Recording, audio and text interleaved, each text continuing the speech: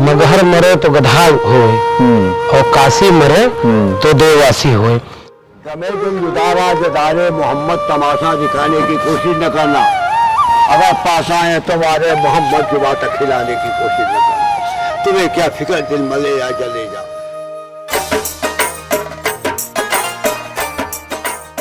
ये सामने वो समाधि स्थल है जिसमें बाकायदे देखिए ये बात लिखी भी है कि दिन में रोजा रहत है, रात हनत है गाय, और यह तो खून व बंदगी कैसे खुशी खुदा। और दोनों को कहा, ये जो हिंदू धर्म के नाम पर पाखंड है और जो इस्लाम के नाम पर पाखंड है, दोनों को चुनौती देने की शख्सियत का नाम है कबीर। क्या काशी, क्या उसर मगहर, ये पंक्तियां बोलते हुए कबीर दास करीब 700 साल पहले यहाँ आए थे। मैं जहाँ खड़ा हूँ ये जमीन, ये कबीर की धरती है, नाम है मगहर। यहाँ कबीर ने अपने अंतिम सांस लिए और अपनी देह का त्याग किया। उस जगह पे मैं मौजूद हूँ मगहर में, और इस जगह के बारे में बहुत सारी कहानियां हैं, बहुत सारी बातें हैं। यहाँ पर कबीर साहब की मजार भी है और इनकी समाधि भी है, तो दोनों में किस तरह का टकराव हुआ था, क्या कबीर की कहानी थी, वो सब जानने के लिए हम लोग आए हैं। और दिलचस्प बात यह है कि डॉक्टर लक्ष्मण यादव जो कि दिल्ली यूनिवर्सिटी में पढ़ाते हैं और भक्ति काल में कबीर को भी पढ़ाते हैं, तो ये एक तरीके की वैचारिक ट्रेनिंग देने वाले हैं हमको। और ये कबीर का जो पूरी विरासत है, इसके बारे में बात करेंगे। तो आर यू एक्साइटेड? मुझे तो मजा आने वाला है। बहुत रोमांचक है, और मैं भी पहली बार आया हूँ। अब तक कबीर को पढ़ते और पढ़ाते रहे हैं, आज कबीर के इस समाधि स्थल पर खड़े होकर ऐसा लग रहा है कि महसूस कर रहे हैं। तो चलिए आगे चलते हैं और महसूस करते हैं कबीर को। आप भी चलिए हमारे साथ।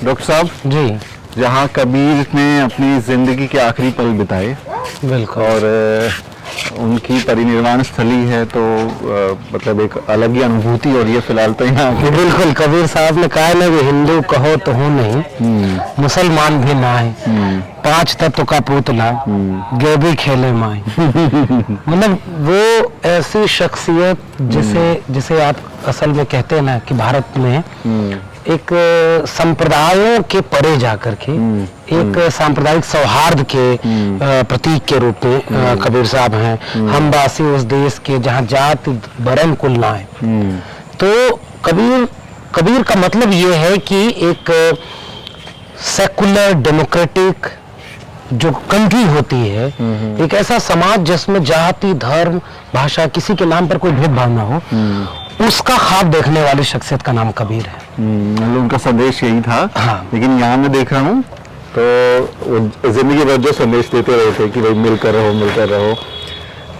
उनकी एक तरफ मजार है, हाँ, और उस तरफ जो है वो समाधि बनी। बिल्कुल, इसका किस्सा बड़ा दिलचस्प है। तो ये जो उनका संदेश था, उसमें उनके चेलों में 2 चेलों में कुछ ये किस्सा ये मिलता है कि मगहर मरे तो गधा होए और काशी मरे तो देववासी होए। तो ऐसे करके किस्सा ये है। और कबीर साहब खुद काशी में रहते थे और काशी ही उनकी कर्मभूमि हुआ करती थी। और जब उनको ये बात पता चली कि पूरी उम्र हम पाखंड के खिलाफ लड़ते रहे, किसी भी तरह का जो भेदभाव है, बराबरी है, और अंधविश्वास और पाखंड, इन दोनों के खिलाफ मुखर होकर के लड़ते रहे। और अभी तो इसमें विवाद है क्योंकि हिंदी साहित्य में कबीर साहब के जन्म को लेकर के अलग किस्सा है कि लहर तारा नामक तालाब के किनारे उनको नीरू और नीमा नामक 2 एक मुसलमान दंपति ने उस बालक कबीर को पाया था और उनका पालन पोषण किया। तो पैदा हुए वो विधवा ब्राह्मणी के गर्भ से, और पालन पोषण हुआ नीरू और नीमा नामक एक मुसलमान जुलाहा परिवार के बीच में। तो अब ये इस किस्से पर दूसरा पक्ष भी ये कहता है कि नहीं, ऐसा नहीं है, वो विधवा ब्राह्मणी वाला किस्सा जानबूझ के डाला गया है। अच्छा। क्योंकि हर जगह ब्राह्मण या ब्राह्मणी को घुसाया गया, ये एक विमर्श है। अब इसको हिंदू वालों के खित्ते छोड़ देते हैं, बहुत ऑथेंटिक सूचनाएं नहीं है। लेकिन उससे जो परवरिश में जो एक साझापन था और जुलाहा जाति को लेकर के तो खुद उन्होंने कहा कि मेरी जाति जुलाहा है और मैं मेहनत करके खाता हूँ। तो तन्ना बुन्ना तजो कबीर, तो ये जो जुलाहा होने का पूरा वो है, वो साझा सांस्कृतिक विरासत का है। तो फिर जब उनके परिनिर्वाण हुआ तो उस समय दो गुट में ये नहीं, क्या होगा, उसके पहले ही, उससे पहले से काशी में जब वो रहते थे और लगातार वो एक संदेश देते थे कि पाथर पूजे हर मिले तो मैं पूजो पहाड़, ताते हुए चाकी भली पीस खाए संसार, और काकर पाथर जोड़ के मस्जिद लई चुनाए, ताचड़ मुल्ला बाग दे क्या बहरा हुआ खुदा। ये हिंदू तुरंत वो नहीं ले रहा। तो वो बात ये कहते हैं कि हिंदू कहो तो हो नहीं, मुसलमान भी नहीं। तो वो जो पैगाम पूरे समझ देते रहे कि ये जो हिंदू तुरक दोनों भरमे हुए हैं, दोनों भटके हुए हैं, इन दोनों में खुदा नहीं है। खुदा तुम्हारे अंदर है, मुझको कहाँ ढूंढे रे बंदे, मैं तो तेरे पास में। ना मैं मंदिर, ना मैं मस्जिद, ना काबे कैलाश में, ना मैं जप में, ना मैं तप में, ना व्रत उपवास में, खोजी हो तो तुरते मिली हो पल भर की तलाश में, कहे कबीर सुनो वैसा दो सब श्वासों की श्वास में। तो मंदिर, मस्जिद, पाखंड, इन सब को दूर करने वाले, तो उनके सामने एक चुनौती है भी, उन्होंने इस चुनौती को कबूल किया और वो काशी में ही रहते थे। और काशी के में रहने वालों के लिए किस्सा है कि जो काशी में मरेगा वो स्वर्ग जाएगा और मगर मरे तो गधा हो। और मगहर दरअसल एक ऊसर जमीन हुआ करती थी और मृतकी एक पाखंड जोड़ दिया गया। बिल्लियों को नहीं पता है उनका रास्ता काट देने से मनुष्यों का बुरा हो जाता है, लेकिन हम पाखंड जी रहे हैं। तमाम तरह के पाखंड आज भी प्रैक्टिस में होते हैं। तो कबीर साहब के सामने जब ये पाखंड आया तो उन्होंने चुना कि हमने केवल अगर बातों में पाखंड को तोड़ने की बात कही तो ये बहुत दूर तक नहीं जा पाएगा। कथनी और करनी में फर्क वो नहीं करना, तो वो अपनी वाणी को, अपने वचन को साबित करने के लिए इधर आए, प्रैक्टिस में लेके आए कि वो जो मैं कह रहा हूं अगर मैं खुद उस पाखंड को मानूंगा, क्योंकि उम्र के आखिरी पड़ाव पर जाते हैं तो लोग अक्सर नास्तिक से आस्तिक हो जाते हैं। लेकिन कबीर साहब याद आने लगता है, आखिरी दिन भगवान है। लेकिन कबीर साहब ने एक मैसेज दिया कि आखिरी वक्त में मैं और बड़ा जो तुम्हारा मिथ की पाखंड है उसको तोड़ूंगा, और मगहर चले आए जिंदगी के आखिरी वक्त में। और इस जगह पर रह करके उन्होंने उस पाखंड को, उस अंधविश्वास को तोड़ने की कोशिश की। नहीं चाहिए तुम्हारा स्वर्ग और नहीं चाहिए तुम्हारे काशी में रह करके जन्नत, वो जो है जहां से तुमको मिलते हो। ये कौन सा पाखंड है कि उसर और मगर उसर में मिलने में गधा होगा तो मैं गधा होने तैयार हूं। ये पाखंड को तोड़ना था। उस समय की जो एक विचार, जो विमर्श था, आप मौजूदा दौर में हम जो डिस्कोर्स कहें कि जो डिस्कोर्स स्थापित था पब्लिक डोमेन में, उसको सीधी टक्कर। बिल्कुल, और कबीर होने का मतलब यही है, किसी भी पाखंड को, किसी भी अंधविश्वास को, किसी भी तरह के भेदभाव को सीधी चुनौती, मुखर चुनौती, बिना किसी लाग लपेट के। और तब ये किस्सा मगहर से जुड़ा हुआ रहता है कि जब उनका निधन हो गया, मां परिनिर्वाण हो गया, तो उसके बाद उनके दो भक्त बिजली शाह और वीर बहादुर, इन दोनों लोगों का एक खासा जुड़ाव कबीर साहब से हुआ करता था। अब उन दोनों में मतभेद कि भाई कबीर साहब मुसलमान है इसलिए हम इनको दफनाएंगे, तो दूसरे ने बोला कि कबीर साहब हिंदू है इसलिए हम इनका दाह संस्कार करेंगे। और देखिए ये भी एक मिथकी किस्सा ही हो सकता है, मगर इसके पीछे एक पैगाम है कि झगड़ा होने के बाद उन्होंने वो चद्दर उठाई तो वहां कुछ फूल मिले, उन फूलों को रख करके कुछ लोगों ने दाह संस्कार किया, तो वहां उन्होंने समाधि बना दी और जहां उनको दफनाया वहां उन्होंने मजार बना दी। तो ये मजार कबीर साहब है और वो समाधि कबीर साहब की है। तो दोनों अगल बगल हैं, दोनों अगल बगल हैं, दोनों आपस में बिल्कुल नहीं लड़ती हैं, दोनों एक ही जमीन के टुकड़े पर हैं, दोनों बिल्कुल शान और शौकत से कबीर होने का मतलब इस भारत को समझा रही हैं। बस विडंबना ये है कि कबीर का भारत बनता तो लोग इसको एक नजीर मानते, जबकि हम ऐसे दौर में हैं जहां मस्जिदें गिरा करके, मंदिर बना करके उस राम को स्थापित किया जा रहा है जिसका सबसे ज्यादा नाम तो कबीर ने लिया। लेकिन कबीर के राम, दशरथ के राम या वो तीर लेकर के हमला करने वाले हिंदुत्व के राम नहीं थे। कबीर के राम तो निर्गुण निराकार ब्रह्म की बात है। अंदर जा सकते हैं? आइए अंदर आते हैं। जी आइए।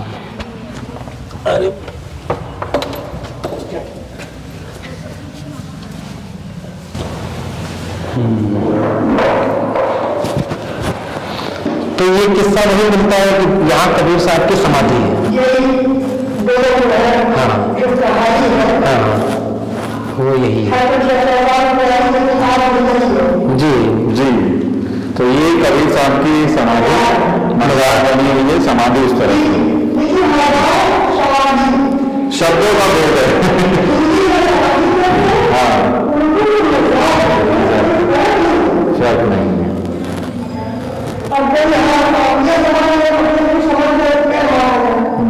तो ये अभी हम जो है अंदर आ गए हैं मज़ार के, और ये कबीर साहब की मज़ार है, और इसका जो निर्माण है वो मुगल कालीन शैली। ये इस्लामिक स्थापत्य है, और उस इस्लामिक स्थापत्य से जो मेहराब है, मेहराब के भित्ति चित्र जो बनाए गए हैं, जो आकृतियां हैं, वो इस्लामिक स्थापत्य की शैली में है। और ये दिलचस्प है कि यहाँ पर कबीर साहब को इस तरह से याद किया जाता है, और यहाँ सब आते हैं, हिंदू मुसलमान सब आते हैं। यही है, एक शब्द की दो समाधि और हर धर्म को ज्ञान से हो जाते हैं। आपने देखा होगा कि जितने भी महापुरुष किसी न किसी समुदाय से हो, किसी न किसी कौम से हो, लेकिन कबीर साहब न किसी समुदाय को न किसी धर्म को माना हो, और ना ही कोई कह सकता है कि ये किस समुदाय से पैदा हुआ। सबके कबीर जी हाँ, कबीर सबके हैं, और सब आते भी हैं। आपने देखा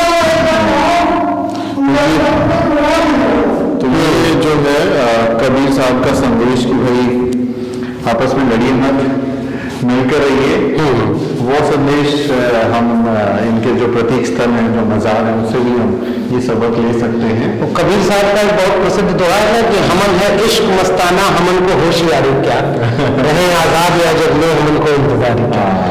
तो वो जो इश्क का पैगाम है, वो एक मस्ताना फकीर ही दे सकता है। बिल्कुल बिल्कुल। और भारत में ऐसा इकलौता व्यक्ति है जिसकी दो मैं तो ये कह रहा हूँ कहने बने हुए, जहाँ पे सब लोग आते हैं, कोई आता है, कोई उधर आता है। और यही भारत है जहाँ दोनों हिंदू मुस्लिम का भेद मिटा करके मज़ार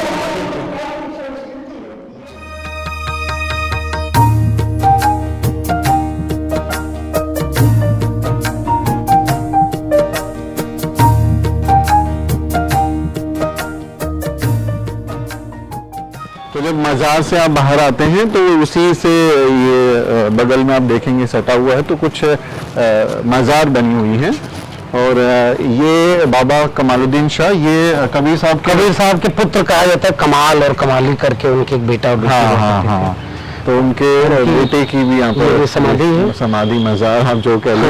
और ये नवाब अली बिजली शाह जी, हाँ, इन्हीं के बारे में कहा जाता है कि नवाब अली बिजली शाह ही काशी से मगहर ले आने का किस्सा। हालांकि ये कबीर साहब का खुद चयन है कि वो मगहर जाएंगे, तो उसमें बिजली शाह जी का और राय बहादुर जी का, और इन्हीं का फिर वो विवाद भी है। फिर ये जो है यहाँ पे मज़ार और समाधि साथ साथ बनाई गई। तो ये नवाब अली बिजली शाह जो है उनकी मज़ार, और बाकी जो उनके परिवार के लोग हैं उनकी भी इस तरह से मज़ार बनी है, लेकिन वातावरण बहुत मतलब एकदम शांत, और जैसे लगता है कि हाँ कबीर होने का जो मतलब है एकदम शांत और सुकून वाली चीजें। जबकि हम लोग दिल्ली जैसे शहरों में रहते हैं तो इतनी भाग दौड़ और मतलब दिन रात काम, हाँ, वो उसमें इतनी भगदड़ मची रहती है कि वो सुकून जो है वो पीछे छूट जाता है। और कबीर साहब ने लिखा है ना कि धीरे धीरे रे मना, धीरे ही सब होए, माली सींचे 100 घड़ा, ऋतु फल होए। तो वो जो सुकून है वो संत मत या भक्ति आंदोलन की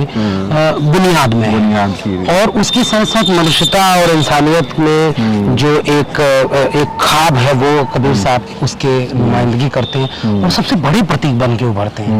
और ये सामने वो समाधि स्थल है जिसमें बाकायदे देखिए ये बात लिखी भी है कि दिन में रोजा रहत है, रात हनत है गाय, और यह तो खून व बंदगी कैसे खुशी खुदाए। और दोनों को कहा, ये जो हिंदू धर्म के नाम पर पाखंड है और जो इस्लाम के नाम पर पाखंड है, दोनों को चुनौती देने की शख्सियत का नाम है कबीर। दोनों को चुनौती दिया।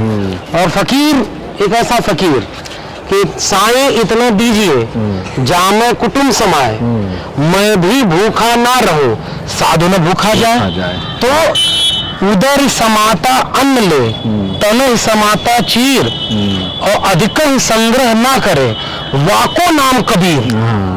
तो फकीर होना, कबीर होना यह नहीं है कि अरे भाई हम तो फकीर आदमी है, झोला लेकर चल पड़ेंगे और 9,000 8,000 करोड़ का मान बनाएंगे, चलने के लिए 10 लाख का सूट पहनेंगे, दिन भर में 20 बार कपड़े बदलेंगे और नाम लेंगे फकीर होने का। फकीर होने का अर्थ अगर कोई वी आई हाँ। फकीर वाला और कबीर साहब वो फकीराना अंदाज, वो जो मतलब किसी भी तरह का चालाकी, धूर्तता, ये सब वहां पे नहीं मिले। वहाँ नहीं आती। ये कबीर होने का ये मतलब। हम आ गए हैं अभी सदगुरु कबीर समाधि। ये जो विवाद के बाद में यहाँ पर जो बनाई गई थी समाधि, यानी जो कि हिंदू मत को मानने वाले जो लोग थे उनके लिए एक जगह बनाई मुझे गई। अभी भी संदेह है यहाँ मंदिर क्यों लिखा गया है। अगर समाधि लिख दिया गया तो फिर मंदिर की जगह मंदिर समाधि दोनों का कोई तालमेल नहीं है, लेकिन ये एक विडंबना यहाँ पर देखिए जी। ये देखिए कितना जो है ज्वलन लिखते सा। हैं, कबीर मन मन निर्मल भया जैसे गंगा नीर, पीछे पीछे हरी फिरे कहत कबीर कबीर। तो वही था ना, वो मतलब वही मेको कहाँ ढूंढे रे बंदे, मैं तो तेरे पास हूँ। तो इस तरह से उन्होंने तो ये आप इधर आएंगे तो कबीर साहब की यहाँ पे समाधि बनी हुई है। समाधि मतलब हिंदी का शब्द और मजार मतलब उर्दू फारसी जो शब्द है। शब्दों का ही फर्क है, असल में मानी एक है। मानी को आप कैसे बदल पाएंगे? समाधि का भी मानी वही है, अर्थ वही है, मजार का भी वही है, कबीर का भी। ये इसमें थोड़ा सा जो है कुछ प्रतीक भी रख दिए गए हैं। देखिए मंदिर की घंटी और दीपक वगैरह ये उस तरह से रख दिया गया है ना, इसलिए नीचे लिख दिया गया है मंदिर। हाँ, मंदिर लिख दिए गए। कोशिश यही है कि इसे मंदिर बनाने में हम सफल हो जाएं।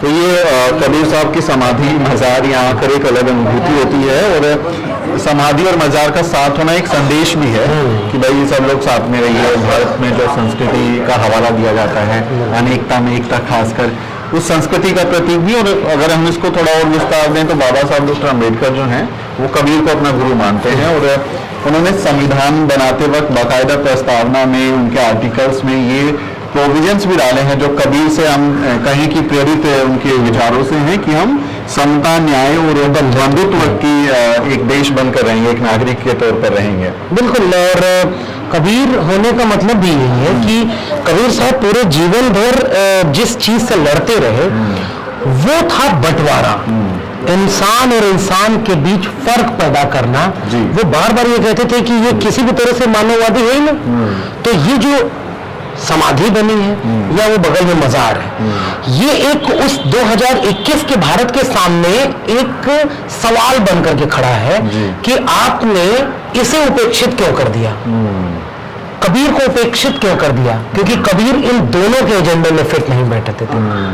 कबीर हिंदूवादी राजनीति और दूसरी तरफ की कट्टर इस्लामिक राजनीति, इन दोनों के बीच कहीं फिट नहीं बैठते हैं। और वो दोनों की कट्टरता का या पाखंड का खुला विरोध करते हैं, एकदम चैलेंज करते हुए, खुला विरोध करते हुए अपनी लेखनी में वो बात को साबित भी करते हैं। तो कबीर तो एक विचार है कि जो आपको न्याय की बात सिखाएगा, जो आपको कहेगा कि भाई जो दिखता है, जैसे बुद्ध कहते हैं कि अत दीपो भव, अपनी रोशनी खुद बनिए और तर्क कीजिए, वो विचार हमें कबीर से सीखने को मिलता है। और कबीर की फिलॉसफी क्या है? ज्ञान परक है। इसलिए भक्ति आंदोलन में संत मार्ग को ज्ञान मार्गी शाखा कहा गया है। और वो बार बार कहते हैं गु अधियारा जानिए रू कहिए प्रकाश। तो गुरु की अहमियत पूरे संत काव्य में सबसे अहम है। और जब तक गुरु नहीं, गुरु मिले नहीं साचा, तब तक गुरु करो दस पाचा। यानी गुरु रोशनी दिखाने वाला है। तो वो गुरु की अहमियत और गुरु के जरिए ज्ञान की अहमियत, तर्क की अहमियत, विवेक की अहमियत, वह जो पश्चिम का रेनेसा था ना, जिसने 13वीं 14वीं शताब्दी में पश्चिम को बदल कर रख दिया, और वो पश्चिम अपने रेनेसा के बाद औद्योगिक क्रांति से लेकर के विज्ञान और तकनीक की खोजों पर गया और दुनिया पर राज किया। उसी दौर में भक्ति आंदोलन भारत में एक रेनेसा का नाम है जिसकी अगुवाई कबीर करो। तो इस पर मैं एक सवाल लेना चाहूंगा डॉक्टर साहब कि जैसे हम भारत की जो उस समय की जो कुरीतियां थी, जो समाज में जो बुराइयां थी, जब उनसे लड़ाई हुई, कुछ लोगों ने लड़ाई की, खासकर वो एक तबके के लोग थे जो जिसको अपर कास्ट आज के दिन कह सकते हैं, उस समाज के जब लोग थे, तो उन्हें सुधारवादी और तमाम तरीके के उपमा विशेषण उनको दिए गए। कबीर भी तो पुनर्जागरण करते हाँ। थे, तो उनका जिक्र उस तरह से पुनर्जागरण में सुधारवादी के तौर में वो क्योंकि हम भारत जब बनाते हैं तो भारत में तो कबीर भी तो उस समय पे यही सिखा रहे थे जो बाबा साहब डॉक्टर अम्बेडकर संविधान में सिखा के गए हैं। कबीर का मतलब ही है ना त्याग। मेरा मुझ में कुछ नहीं, जो कुछ है सो तोर, तेरा तुझको सौंपते क्या लागे है मोर। तो एक ऐसी शख्सियत का नाम कबीर है, कछु लेना न देना मगन रहना। लेकिन कबीर के बाद जो भारत बना ना, वो लेने देने के समीकरणों पर बनना शुरू हो गया। और जो बात मैं कह रहा था ना कि रेनेसां के बाद उस रोशनी को और बुलंद होना था जिस रोशनी को कबीर ने जलाया था। लेकिन हमने क्या किया, हमने उस रोशनी को मध्यम कर दिया और फिर से वही पाखंड हावी हो गया।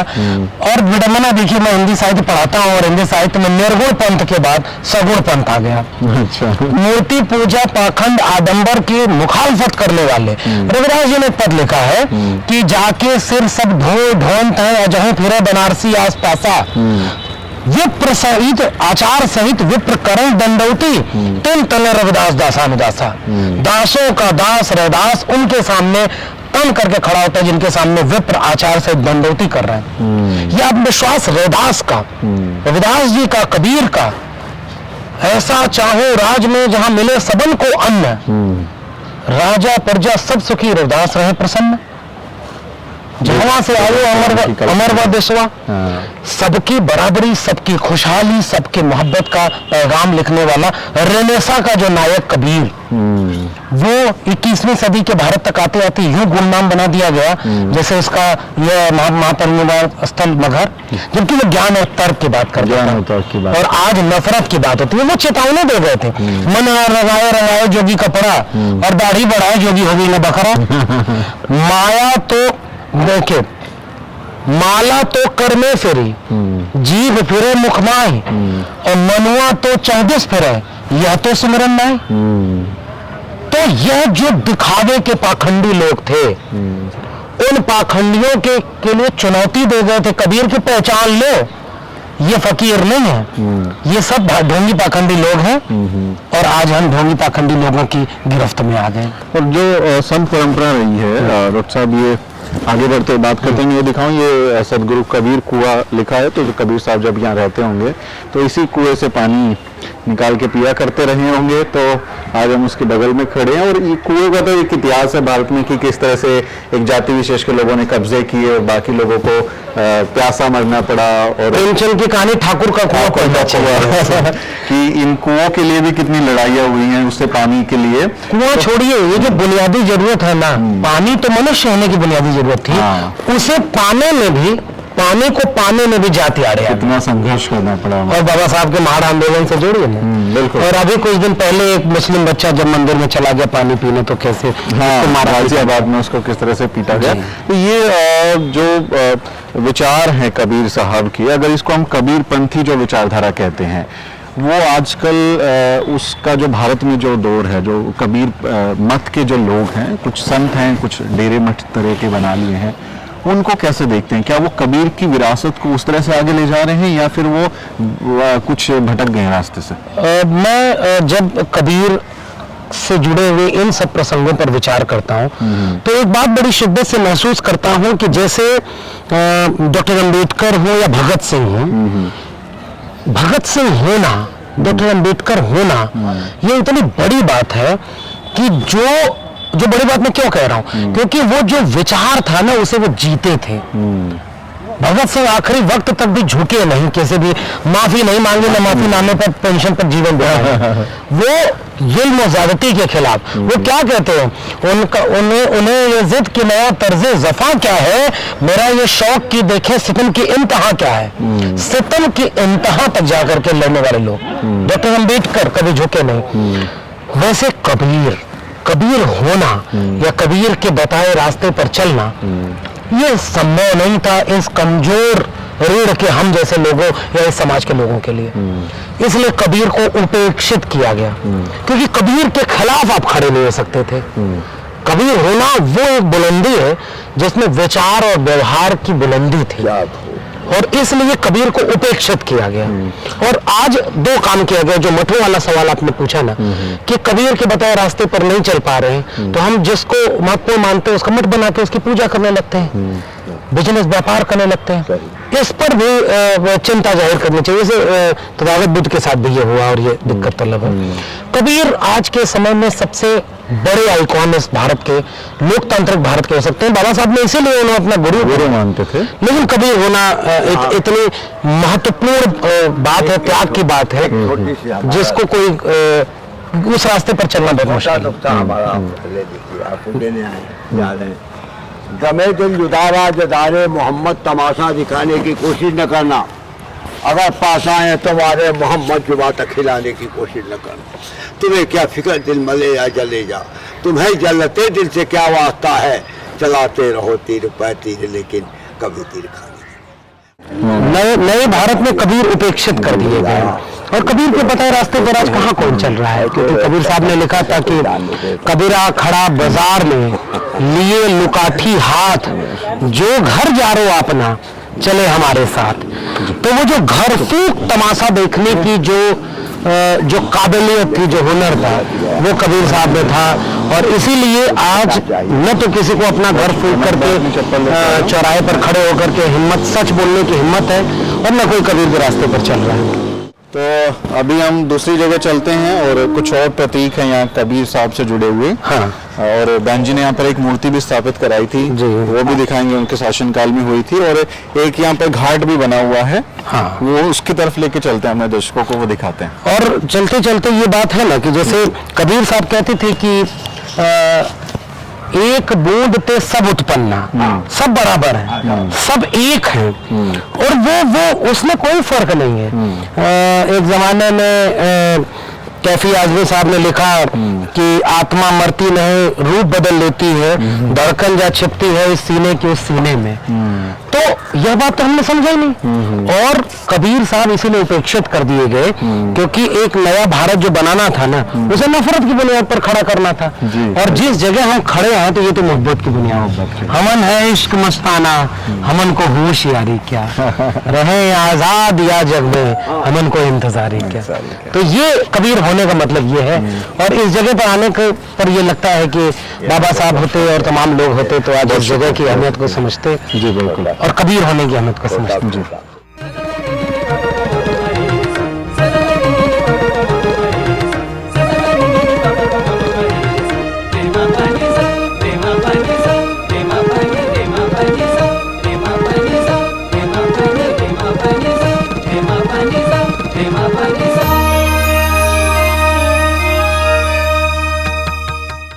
ये इस तरफ लक्ष्मण जी क्या ये घाट वगैरह बना हुआ है? ये आमी नदी है और इसके बारे में एक किस्सा ये प्रचलित है कि कबीर साहब जब यहाँ आ गए रहने के लिए इस पूरे मुल्क को तोड़ते हुए, तो यहाँ के लोगों को पानी की बड़ी दिक्कत हुआ करती थी। तो अब किस्सा है कि वदंती है कि उन्होंने अपने तप से इस आमी नदी की दिशा को मोड़ करके इसके करीब लाया और इस पे पानी की सहूलियत लोगों को मिली है। अच्छा। तो ये वो नदी, लेकिन इसकी भी हालत बिल्कुल वैसी ही है जैसे गंगा की और तमाम नदियों की। पवित्रता के बावजूद उनके ऊपर ये और कचरे के गार्बेज की तरह है। तो ये सूफी संत कबीर दास जी की स्मृति में कबीर घाट। हाँ। तो कबीर को भक्ति काल के लिए याद करते हैं, सूफी भक्ति ये। हाँ, ये जो है ये मेरे लिए भी एक दिलचस्प चीज दिखी। अमूमन हम लोग जो पूरे भक्ति आंदोलन में पढ़ाते हैं, पूरा जो उसका हिंदी साहित्य का विभाजन है, उसमें निर्गुण पंथ जो है भक्ति आंदोलन का, उसके दो विभाजन बताते हैं, संत काव्य धारा और सूफी काव्य धारा। तो संत काव्य धारा में अमूमन हर जाति, हर मजहब के लोग जो संत परंपरा को मानते थे। और सूफी परंपरा में वो है जो इस्लामिक ट्रेडिशन से चला आया फकीरों का एक पूरी धारा है। अब मैं ये चिंतित हूँ कि दोनों को जोड़ दिया गया है, सूफी संत कबीर साहब को तो वैसे ही पूरा व्यक्तित्व उनका जुड़ा हुआ है। हाँ, मतलब लेकिन बिल्कुल ठीक बात कह रहे हैं आप कि उन दोनों को जोड़ना इसलिए भी बुरा नहीं है कि दोनों की धारा लगभग एक जैसी। तो ये यहाँ पर आप देखेंगे तो ये घाट है, कबीर घाट। और यहाँ पे ज्यादातर समय ये नदी नहीं बहती है, ये दरअसल बरसाती नदी है, जब बारिश आती है तब इसमें पानी आता है, अभी है। और वहाँ आप देखेंगे तो सामने वो मुझे लगता है वो शमशान घाट बनाया हुआ है। हाँ, वो शमशान घाट बनाया हुआ है। कबीर साहब वो आत्मविश्वास बना के गए होंगे ना कि कोई यहाँ मरने से नरक वरक नहीं जाता। वरना यहाँ जो लोग मरते होंगे वो क्या करते होंगे? आपने ऐसे पाखंड बनाया, लेकिन अब वो वहाँ पे शमशान घाट बनाया इन लोगों ने। वहाँ इस नदी के किनारे लोगों को जलाना, अंतिम संस्कार कर रहे हैं, अपने जी। शव जला रहे हैं। तो दरअसल जो ब्राह्मणवाद की जो प्रथाएं हैं, जो मान्यताएं हैं, वो यही तो डर दिखाते हैं ना कि भाई फला जगह जाओगे तो वो देवता नाराज हो जाएगा और फिर उसकी आपको सजा मिलेगी, या कुछ गलत हो जाएगा, अनहोनी हो जाएगी। तो मगहर में जो कबीर ने जो इस प्रथा को तोड़ा, यहाँ दम तोड़ते हुए कहा कि भाई क्या काशी, क्या मगहर उसर। तो ये वही है कि लोग उस पे जो भरोसा बताया, जिसके आप जिक्र कर रहे थे, कि वो भरोसा कायम करके गए हैं कबीर। हाँ, ये कबीर का व्यक्तित्व पूरे भारतीय इतिहास में एक ऐसा व्यक्तित्व है जो सीधे मुठभेड़ करने वाला है। तमाम कुरीतियों, पाखंडों, अंधविश्वासों से मुठभेड़, हिंदू मुस्लिम के नाम पर जो नफरत थी उससे मुठभेड़ करना, जाति के नाम पर जो विभाजन था उससे मुठभेड़ करना। और वो ऐसा कद्दावर व्यक्तित्व है ना जिसको वो तवज्जो नहीं दी गई, क्योंकि लोग कबीर कोई ऐसे नेता तो नहीं बने ना कि जिसके पीछे हुजूम चले, क्योंकि वो रास्ता बहुत कठिन था। अब आप पाखंड को ही तोड़ रहे हैं। उस दौर में 700 साल पहले। आज आप बोले, मैं बोले तो डर लगता है यूएपीए आज यूएपीए लग जाए। मैं तो बार बार ये चिंता जाहिर करता हूँ। वो कथित तौर पर जिनको कहा जाता है कि मुस्लिम आतताइयों का शासन था, फिर भी कबीर साहब ये सब कर गए उस दौर में रहते। और आज होते तो यूएपीए लगाते, जेल में होते, या उत्तर प्रदेश में होते। तो देश ने एक ऐसे जो बेकरी प्रसाद के नाम से बनाते हैं, उन्होंने एक तस्वीर भी बनाई थी कबीर साहब की जयंती पे, जिसमें कबीर पीछे जेल के हाथ में वो हथकड़ियां लगी हुई है। फिर भी इस देश ने संयमित बनाया। यूपी में होते तो ठोक दिए जाते फेक इनकाउंटर। ये इस बात को समझना चाहिए। और कबीर का होना मतलब कबीर को देखा ही नहीं गया, कबीर को समझा ही नहीं गया, और उनके नाम पर पाखंड भी चल रहा है। अब देखिए हम जहाँ खड़े हैं, इसके दाहिनी तरफ ये जो मंदिर है, ये जो मंदिर है, अब कबीर साहब तो अब ये शिव मंदिर है। अब है ये जगह है कबीर साहब का परिनिर्वाण स्थल।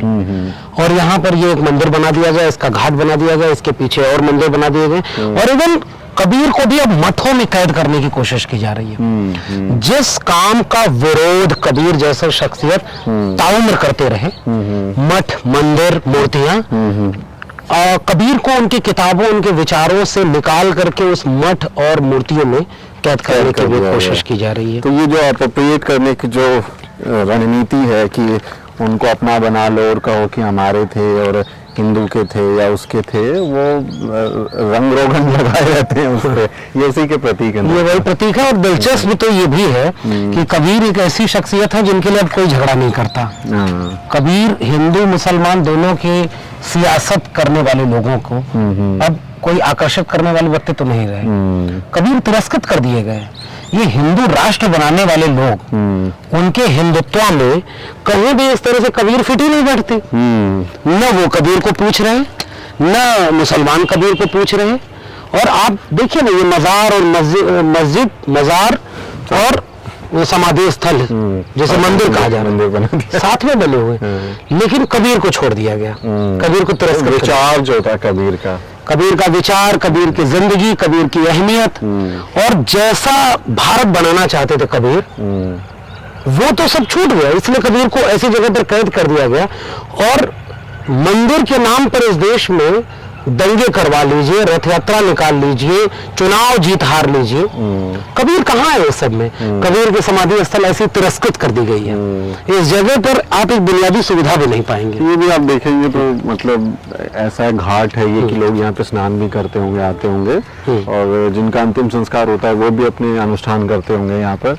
फिर भी ये हालत मतलब इतनी बुरी है, कोई साफ सफाई नहीं है, कोई वो घाट देखे कितनी बुरी हालत में है। तो एक जगह फोकस है अयोध्या में है, वहाँ आपका सारा फोकस है। लेकिन जो इस तरह के महानायक रहे हैं जिन्होंने भारत के ऐसे निर्माण की, उसमें अपने योगदान दिया कि सब लोग बराबर रहे, सामाजिक न्याय हो, वो प्रतीकों पे ध्यान नहीं है। नहीं, अब कबीर बिल्कुल तिरस्कृत इसीलिए कर दिए गए हैं क्योंकि अगर कबीर का भारत बन जाएगा तो नफरत कैसे की जाएगी? अगर कबीर के सपनों का भारत बन जाएगा तो जाति के नाम पर शोषण कैसे करेंगे आप? इसलिए कबीर को अगर उनका बस चले तो वो तो मिटा देना चाहेंगे। वो बुद्ध को अप्रोप्रिएट कर लेते हैं कि वो विष्णु के अवतार थे जो कि बुद्ध ने ताउम्र मूर्ति पूजा का विरोध किया। वैसे ही वो कबीर को भी लेकर के इस तरह की, और कई बार होता है ना, आप उपेक्षित करके भी किसी को हाशिए पर ढकलने की कोशिश करते हैं। कबीर के साथ ये क्या होगा? क्योंकि हिम्मत ये नहीं है कि आप कबीर की मुखालफत कर सकें, कबीर का विरोध आप नहीं कर सकते, इसलिए कबीर को उपेक्षित कर दो। मगहर की ये उपेक्षा ये भारत के नौजवानों के लिए एक प्रश्न चिन्ह खड़ा करती है। उन नौजवानों को जिनके व्हाट्सएप यूनिवर्सिटी में कबीर के दोहे नहीं आते। क्या काशी, क्या मगहर उसर, राम हृदय बसो मोरा, और जो काशी तन तजो कबीरा, तो राम कौन नहीं हो रहा? कबीर कितनी मार्मिक बात कहते हैं कि अगर राम, और वो भी राम ये वाले राम नहीं, धनुष तीर वाले राम नहीं, एक राम दशरथ का बेटा, एक राम है घर घर लेटा, एक राम का सकल पसारा, एक राम सब जग से न्यारा। ये कौन से राम है? ये कबीर के राम वो राम है जिन पर दंगा नहीं करा सकते आप। वो निर्गुण निराकार ब्रह्म को राम कहते हैं। उनके राम ये दशरथ सुत तिहुलोक बखाना, राम नाम का मर्म है आना, कि वो तो अन्य मर्म है राम के नाम का। तो वो राम ये राम नहीं है। दशरथ के पुत्र राम तो अलग है, इसलिए राम के नाम पर राजनीति करने वालों को भी कबीर प्रिय नहीं लगते, बशर्ते कि कबीर के यहाँ राम की भरमार है। ये विडंबना देखिए। वो राम का जिक्र जिस संदर्भ में करते हैं, जिन बातों के लिए करते हैं, वैसा आज की सियासत में नहीं है। वो तो एक राजनीतिक प्रतीक के तौर पे इस्तेमाल होता है। और आपने बिल्कुल सही कहा कि इसीलिए उपेक्षित कर दिया गया है। ये यहाँ आकर कुछ स्पेशल फील हो रहा है कि हम कबीर की धरती पे हैं, जहाँ से उन्होंने अपनी जिंदगी के अंतिम क्षण बिताए हैं। क्या अनुभूति हो रही है? मैं कभी कभी देखिए, साहित्य का विद्यार्थी होने के नाते हम लोग अक्सर ये कहते हैं ना कि साहित्य की भूमिका जिंदगी में क्या है, वो आपकी रोजमर्रा की जिंदगी में भौतिक उपयोग की तरह से दिखेगा नहीं। वो एक भावनात्मक संवेदनशील होना, और वो जो संवेदनशीलता है जो जिसके चलते हम मनुष्य हैं, जिसके चलते आपने कहा कि सामाजिक प्राणियों में मनुष्य श्रेष्ठ प्राणी है, उस संवेदनशीलता के बचाए रखने की भूमिका साहित्य निभाता है। और हम जैसे साहित्य के विद्यार्थी जब साहित्य की नजर से पूरी दुनिया को देखते हैं, अपने विकास, अपने वजूद को देखते हैं, तो हमें लगता है कि कबीर जैसे लोग हमारे वजूद में आज भी शामिल हैं। अगर कबीर तब न रहे होते तो आज हम नहीं होते, या इस रूप में नहीं होते। इसलिए जब भी कबीर, गौतम बुद्ध या तमाम वो विरासत के लोग जिन्होंने इंसानियत क्या है इसका मर्म समझाया, उनसे जुड़े हुए किसी प्रतीक के पास जाते हैं तो एक अलग ही एहसास होता है। बाहर की दुनिया में कितनी नफरत, मारकाट, हिंसा मची हुई है, लेकिन हम एक अपने ऐसे प्रतीक नायक के पास जब जाते हैं तो दो चीजें महसूस करता हूँ। एक तो ये कि इन सब नकारात्मकता में कैसे धैर्य रखें, क्योंकि इससे ज्यादा नकारात्मक माहौल है, वो लड़ चुके हैं। वो बिना हारे, बिना लाग लपेट किए, बेबाक आंख में आंख डाल करके सच बोलने का नाम कबीर है। जो गलत है उसको गलत कहने का नाम कबीर है। उन्होंने किसी को अच्छा लगे इसके लिए कुछ नहीं कहा, उन्होंने वो कहा जो सबको बुरा लगता था, फिर भी कहा। ये उपनिषद की बात करते हैं, उसमें लिखा है सत्यम ब्रुवात प्रियम ब्रुवात, अप्रियम सत्यम न ब्रुवात। सत्य बोलो, प्रिय बोलो, अप्रिय सत्य मत बोलो। उन सारे उपनिषदीय तमाम चीजों को परे रख करके कबीर ने कहा कि चाहे प्रिय हो या अप्रिय हो, सत्य बोलो, जो सच है वो बोलो। तो मैं तो ऐसी जगहों पर आकर के हिम्मत लेके जाता हूँ। जो दूसरी बात है, हिम्मत, हौसला और अपने वजूद से शायद एक साक्षात्कार है ऐसी जगहों पर आना। तो अभी आपको दूसरी जगह लेके चलते हैं, कबीर के कई सारे प्रतीक हैं, वहां लेके चलते हैं आपको।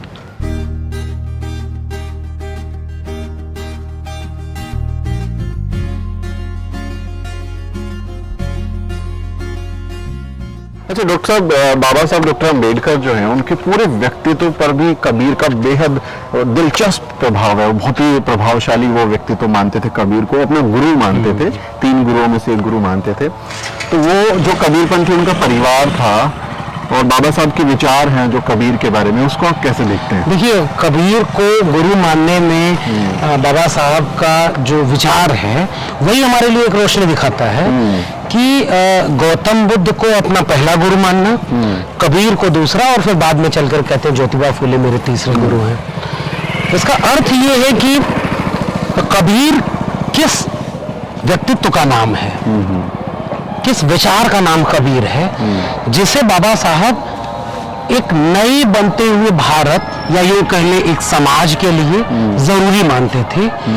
उस कबीर के विचार में, कबीर के ख्वाब में एक ऐसा भारत था जैसा भारत बुद्ध से लेकर के फूले, बाबा साहब से लेकर के डॉक्टर लोहिया और तमाम सामाजिक न्याय के लोग मानते हैं। इसलिए कबीर एक रोशनी का नाम है, कबीर एक उम्मीद का नाम है, जिसके लिए बाबा साहब ये कहते हैं। और वो क्यों ये बात कह रहे हैं? क्योंकि बाबा साहब भी ये कहते थे कि भाई 2-3 चीजें इस देश में सबसे बड़ी बीमारी या समस्या के रूप में है। सबसे पहली चीज जाति है, जाति। और उस पूरी बातचीत में कबीर अक्सर ये कहते हैं कि जाति तुम कत बाभन हम कत सूद और हम कत लोहो तुम कत दूध, एक बूंद ते सब उत्पन्ना कौन बाभन कौन सूदा। यानी क्या तुम ब्राह्मण हो तो तुम्हारी धमनियों में, शिराओं में दूध बहता है और हम शूद्र हैं तो हमारे में लहू बहता है। एक बूंद ते सब उत्पन्ना, पैदा होने की प्रक्रिया एक है सबकी, तो तुम कैसे ब्राह्मण और हम कैसे शूद्र हो गए। अब आप कल्पना करिए कि कबीर के ख्वाबों में जो भारत रहा होगा उसमें कोई बड़ा छोटा नहीं। इसलिए बाबा साहब कहते हैं कि कबीर मेरे दूसरे गुरु हैं।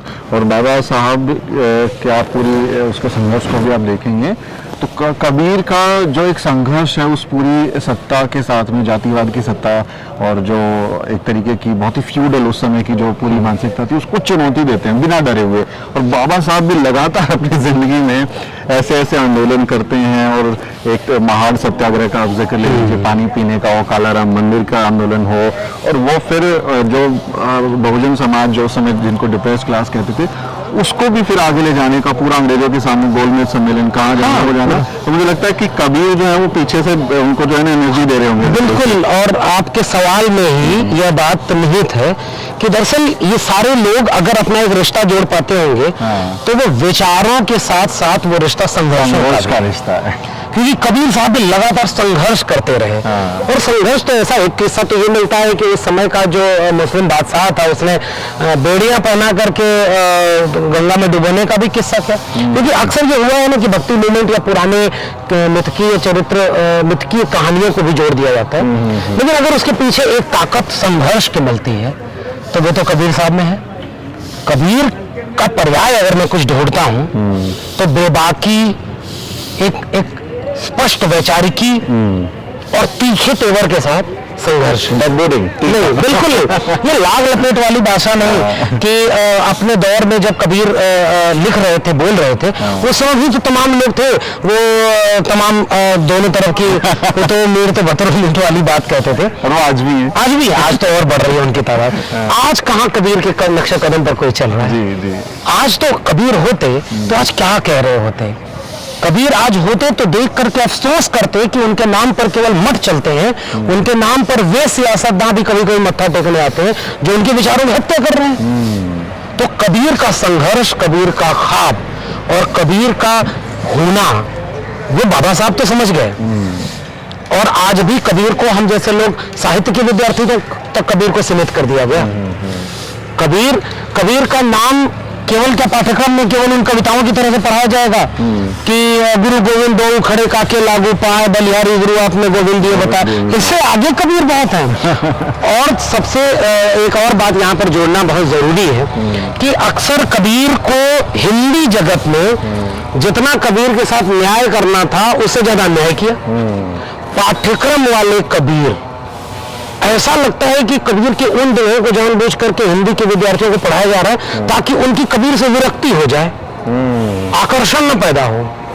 आप कबीर के उन पक्षों को रखते, जैसे मैं दिल्ली विश्वविद्यालय के बीए ऑनर्स पेपर का बता रहा हूँ, आप कबीर की चुनिंदा उन दोहों को बनाते जिसमें या तो वो हठ योग साधना की बात कहेंगे या तो किसी बहुत सामान्य से धार्मिक और सांस्कृतिक पक्ष की बात कहेंगे। कबीर को वो एक फिक्स्ड खांचे में फिट करने की बात है और फिर उससे एक लगाव आ जाए लोगों को। पाठ्यक्रम बहुत बड़ी चीज होती है जिसके जरिए आप किसी को जानते हैं। बिल्कुल बिल्कुल। ये हिंदी जगत में जितने शोध किए, अब तो हजरत शाह द्विवेदी एक बहुत बड़ा नाम है कबीर पर काम करने वाला, क्योंकि आचार्य रामचंद्र शुक्ल जो पहले माने गए थे, उन्होंने तो अपने हिंदी साहित्य के इतिहास में 1.5-2 पेज की जगह दी, और तुलसीदास पर दर्जन भर पन्ने लिखे, और कबीर के लिए कहते थे कि प्रतिभा तो उनमें बहुत थी, लेकिन वो अच्छे कवि नहीं थे। अच्छे कवि नहीं हाँ, थे। तो हजरत शाह द्विवेदी ने कहा कि प्रतिभा और कविता की बात छोड़िए, कबीर वाणी के डिक्टेटर थे, जो कहना चाहते थे खुल के कहते थे, बन पड़ा तो सीधे सीधे, नहीं तो दरगा देता। तो ये जो ताकत थी, उसके बाद कबीर को ढंग से पढ़ा समझा नहीं गया। हिंदी की तमाम आलोचकों ने कोशिश की है, हजरत शाह द्विवेदी वजह से मैं नाम ले रहा हूँ, तमाम लोगों ने कबीर की दोहों को ट्रांसलेट किया है, लेकिन वो जो पाठ्यक्रम में कबीर को अब पढ़ाया जा रहा है ना, वो ऐसा लगता है कि कबीर से दूर भागो, कबीर के करीब मत जाओ।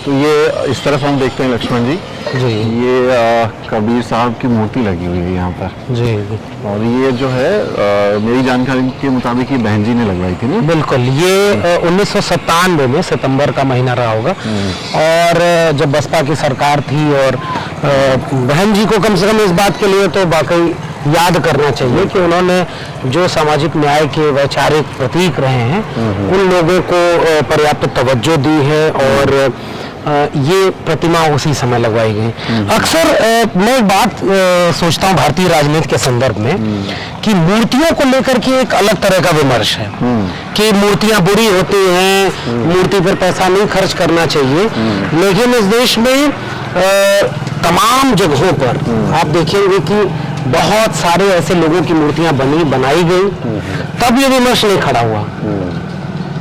जब सामाजिक न्याय के प्रतीकों की मूर्तियां बनना शुरू हुई, तो अचानक से मूर्तियों पर ही प्रश्न चिन्ह उठ गया। मूर्ति बना दी, पार्क बना दी, पैसा खत्म कर रहे हैं, और मूर्तियों को नहीं होना। जैसे बहन जी कहती है ना, ये 1 सितंबर लिखा है 1997। 1 सितंबर 1997 को इसका अनावरण हुआ। बहन जी के द्वारा ये अनावरण हुआ, उन्हीं के शासनकाल में बनी थी। तो जैसे बहन जी कहती है कि भाई हमने जो बहुजन महापुरुष थे, महामहिलाएं थी, उनको जो सम्मान दिया वो इसलिए दिया क्योंकि आप लोगों ने दिया ही नहीं, उनका सम्मान किया नहीं, उनके इस तरह के स्मारक या कुछ तो बनाए नहीं आपने, इसलिए हमने दिया। और फिर अभी बहन जी ने कि भाई अब हमारा काम हो गया, हमने अपने नायकों को, नायिकाओं को जो सम्मान देना था वो दे दिया, अब हमें जरूरत नहीं है। तो ये समझ चाहिए, मतलब लोगों को समझना चाहिए कि भाई उन्होंने जो काम किया वो अपने लोगों को सम्मान देने के लिए किया, लेकिन उसको प्रचारित बहुत गलत तरीके से मीडिया ने और बाकी लोगों ने किया है। नहीं, इसमें सोचना ये चाहिए कि जिस वंचित शोषित तबके की भारत में आबादी 80 से 90% बताई जाती है, उनमें कितने लोगों के पास शिक्षा पहुंच पाई है, कितने लोग को यह देश इस काबिल बना पाया है कि वो पढ़ करके जान पाए कि गौतम बुद्ध, कबीर, रैदास, गुरु नानक, बिरसा मुंडा, अब्दुल कयूम अंसारी या शाहू जी महाराज, ज्योतिबा फूले, इन लोगों को पढ़ करके जाने कि ये लोग क्या थे और उन्होंने क्या काम किया। आपने वो नागरिकों को मौका तो दिया नहीं। तो अब जब सामाजिक न्याय की राजनीति पूरे उत्तर भारत में मजबूत हुई, तो उसमें से मान्यवर कांशीराम और बहन जी या तमाम लोगों ने वह कोशिश की कि जब मूर्तियां बनी, जब इन प्रतीकों को विजुअलाइज करके उनके सामने रखा गया, जब बाबा साहब की मूर्ति एक दलित बस्ती के सामने बनी, तो पूरे समुदाय में एक आत्मविश्वास पैदा हुआ कि इस देश को बनाने वाले लोगों में हमारे नायक सबसे आगे रहे, और इस बात का उन्हें पता ही नहीं। तो शिक्षा व्यवस्था की विफलता, राष्ट्र के बनने की विफलता, इस पर तो आपने कभी बात नहीं की, और आपने मूर्तियों को कहा कि पैसे की बर्बादी। और ये हमारी जो विरासत के जो लोग हैं, अब देखिए कितनी खूबसूरत मूर्ति है, मतलब कबीर साहब आदम कद से भी बड़ी मूर्ति है वो, और आप आएंगे तो उनके इतिहास से रूबरू होंगे, उन्हें जानेंगे और उनके व्यक्तित्व की एक झलक मिलेगी कि भाई वो आदमी था कैसा जो इस तरह की बात कर रहा था और सामाजिक न्याय जिसके विचार में था, जो जाति को तोड़ता था, ब्राह्मणवाद को तोड़ता था, तो ये मूर्तियां फिजूल खर्ची मीडिया के मुताबिक और लोगों के मुताबिक, लेकिन सरदार पटेल की जो मूर्ति है 3004 वो राष्ट्र निर्माण है। वो राष्ट्र निर्माण है। नहीं, एक चीज और सोचिए, हम लोग बाजारवाद के दौर में हैं, पूंजीवाद पूरे दुनिया को अपने कब्जे में किए हुए हैं, और पूंजीवाद का पैटर्न क्या है, विज्ञापन पर सब कुछ टिका हुआ है पूरा बाजार। तो विज्ञापन में एक होर्डिंग, एक पदार्थ को बेचने के लिए होर्डिंग आप किसी भी रास्ते पर चले जाइए 100 बार दिखेगी, और 100 बार जिस चीज को देख करके आप 101वीं बार जब उसको अपने दुकान पर देखेंगे तो तुरंत आपके जहन में आ जाएगा कि यार इसका प्रचार बहुत हुआ, ये बहुत अच्छी चीज है, और इसको आप तुरंत खरीद लेंगे। हाँ। बाजार उस चीज का इस्तेमाल करता है। क्या सामाजिक और सांस्कृतिक परिवर्तन के लिए इन प्रतीकों को विजुअलाइज किया जाना, क्या उस तरह से आप नहीं देख सकते? ये चरण है। मैं ये नहीं कह रहा हूं कि मूर्तियों पर ही ठहर जाना होगा। हमारे ख्वाबों का भारत जो होगा वो होगा कि जिसमें कबीर, फूले, रैदास, बाबा साहब, गौतम बुद्ध, इनकी मूर्तियों की जरूरत ही ना पड़े, वो लोगों के जहन में और जिंदगी में जाए। लेकिन आपने उन्हें जहन में जाने नहीं दिया, आपने उन्हें पाठ्यक्रम में शामिल नहीं होने दिया, आपने इस देश को जानने नहीं दिया कि फूले, पेरियार से लेकर के कबीर की अहमियत इस देश को बनाने में क्या थी। तो मजबूरी ये है कि अभी फर्स्ट स्टेज है, कम से कम लोगों को जानने तो दो।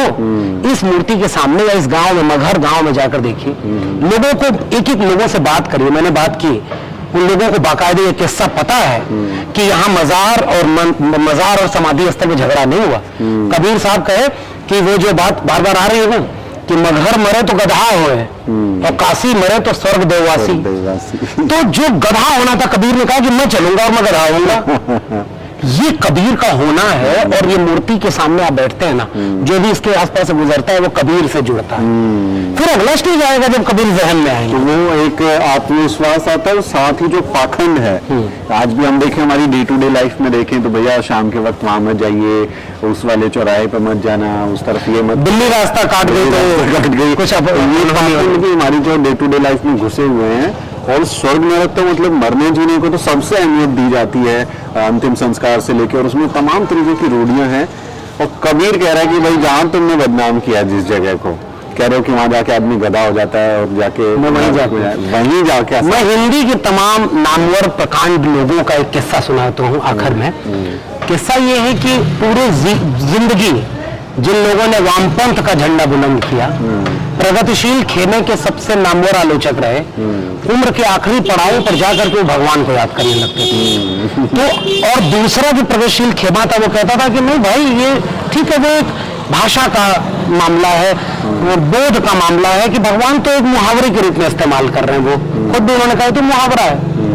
कबीर उसी हिंदी जगत में किसी भी ऐसे मुहावरे और भाषा की सीमा को भी नहीं कबूल करते, और वो तो कहते हैं कि मरने के समय आखिरी तक जाते हैं सब डर जाते थे।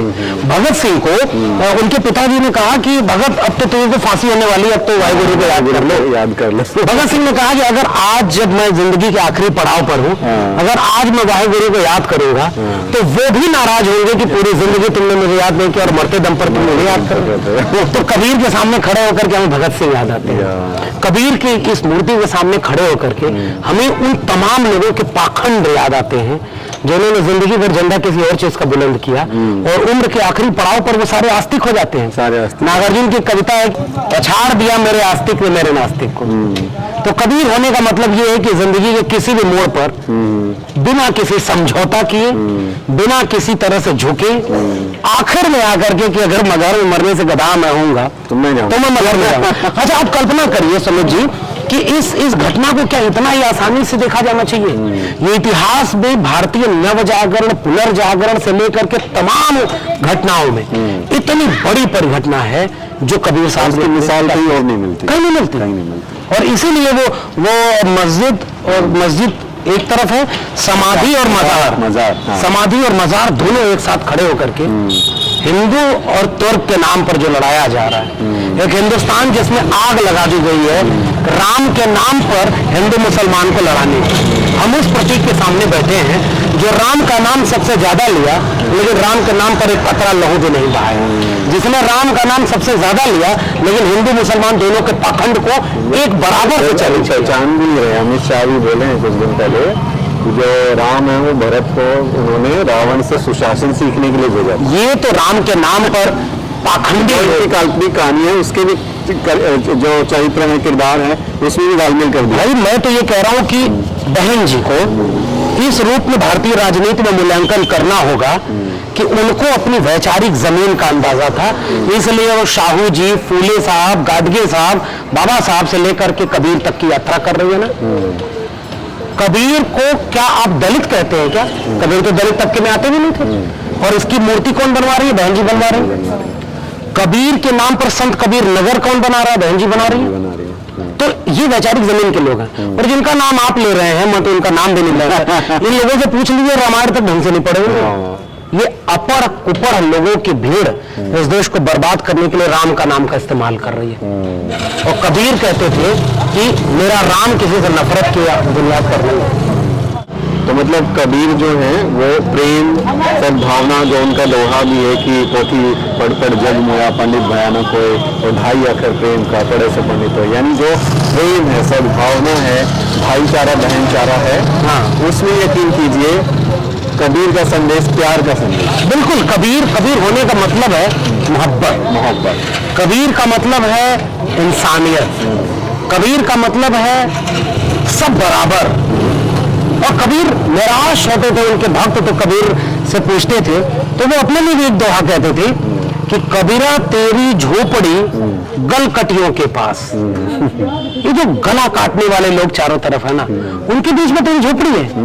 कबीरा तेरी झोपड़ी गलकटियों के पास, जैसी करनी वैसी भरनी तो भयादास। इस देश के आम आवाम को पैगाम देने का नाम कबीर है कि ये जो काट रहे हैं गला, जाका गली तुम काटी हो सो फिर काटे तुम्हार।